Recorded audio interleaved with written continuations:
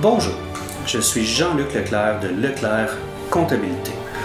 Au cours de cette capsule, je vais discuter de l'historique, l'utilité, les budgets et l'adoption des lois de l'impôt. Je vous souhaite bon visionnement et ça commence maintenant.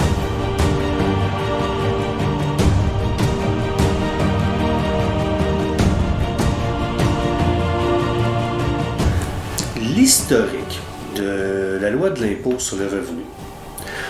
Première Guerre mondiale, le gouvernement a décidé que les gens étaient pour contribuer à l'effort de guerre. Donc en 1917, il y a eu la loi de l'impôt de guerre sur le revenu qui a été implantée. Cette mesure était temporaire. Auparavant, on parlait de droits des douanes et de taxes d'accise. Ensuite, en 1948, le gouvernement a implanté la loi de l'impôt sur le revenu. Elle est passée de 10 pages à environ 3300 pages, si on parle de maintenant. Par la suite, 24 février 1954, Maurice Duplessis est au pouvoir au Québec. Il s'est dit, pourquoi pas?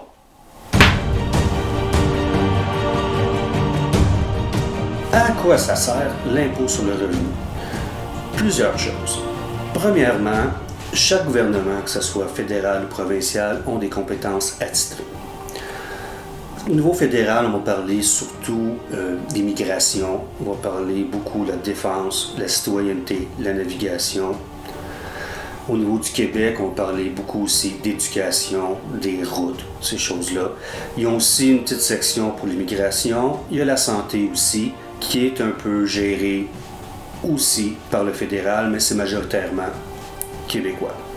Certains programmes sociaux, comme l'assurance-emploi au niveau du fédéral, l'assistance sociale au niveau du provincial. Donc, tous les fonds ramassés par l'impôt sur le revenu, tant au niveau fédéral que provincial, servent à pouvoir donner des services à la population. C'est le but premier. Il y a aussi une deuxième utilité, souvent va servir à favoriser un état d'esprit pour la population. Donc, présentement, où ce qu'on est, dans les dates que nous sommes présentement, il y a une grosse demande pour les voitures électriques, donc il y a des subventions qui sont données pour inciter les gens à moins consommer de carburant, pour aller plus vers l'électrique, afin que le gouvernement puisse atteindre leur objectif pour l'ONU et tout le kit. Donc, la loi de l'impôt sert un peu de façon pécuniaire à essayer de diriger, inciter la population à aller vers une direction en particulier. Les budgets ou les mises à jour économiques. Ces budgets ou ces mises à jour économiques arrivent 2 fois par année. Une au fédéral habituellement qui arrive en octobre, novembre ou décembre. Une au provincial qui habituellement arrive au mois de mars.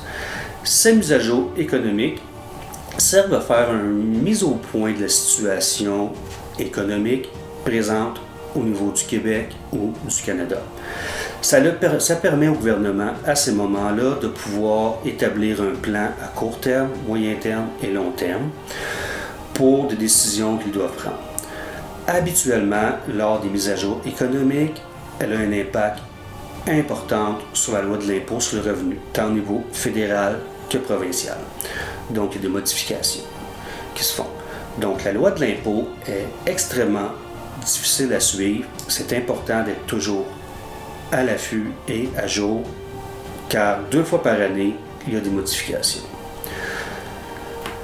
Il faut toujours garder en tête que c'est une mise en place d'un plan, comme je disais, court, moyen et long terme, par le gouvernement.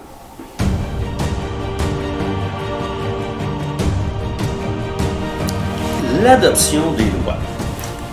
L'adoption des lois, tant au niveau fédéral que provincial, doit subir un processus. Au niveau fédéral, il y a un dépôt, il y a des lectures, 3 au total. Ensuite, des examens, des rapports, des modifications. Finalement, le Sénat passe dessus pour avoir la sanction royale. Au niveau du Québec, un peu le même principe. Présentation, discussion des principes, études, commission pour finalement une adoption. C'est la raison pour laquelle souvent dans la loi de l'impôt, on voit voir règlement ci joint. Pourquoi? Le règlement est adopté à l'intérieur même du gouvernement. Donc, c'est beaucoup plus facile de pouvoir changer un règlement que de modifier une loi. Donc, souvent, des taux vont être mis à l'intérieur du règlement de la loi qui va venir appuyer la loi en question. C'est un peu le principe et la différence entre la loi et les règlements au niveau de l'impôt sur le revenu. Aujourd'hui, je vous ai parlé de l'historique, l'utilité, les budgets, les mises à jour économiques ainsi que l'adoption des lois de l'impôt sur le revenu. J'espère que vous avez appris des choses. Ce besoin de communiquer avec moi pour de plus amples renseignements, vous pouvez me rejoindre au numéro de téléphone, via la page Facebook ou sur le site internet que voici. Je vous remercie énormément d'avoir été présent et je vous souhaite une excellente fin de journée.